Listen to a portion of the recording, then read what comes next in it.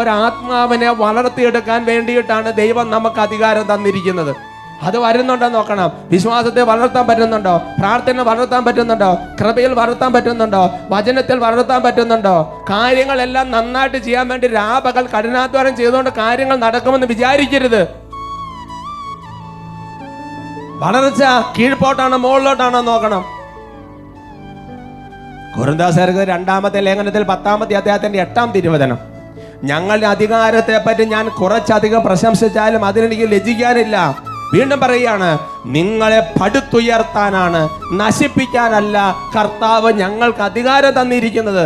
വീണ്ടും വീണ്ടും പറയാം, പടുത്തുയർത്താൻ, വളർത്തിയെടുക്കാൻ. പടുത്തുയർത്താൻ, വെട്ടി നശിപ്പിക്കാനല്ല, പടുത്തുയർത്താൻ. വെട്ടിക്കളയാനല്ല, വളർത്തിയെടുക്കാൻ. നാം പൊടിച്ചു കളയാനല്ല, വെള്ളം ഒഴിച്ചു കൊടുത്ത് വളർത്താൻ. ദൈവമാണ് വളർത്തുന്നത്.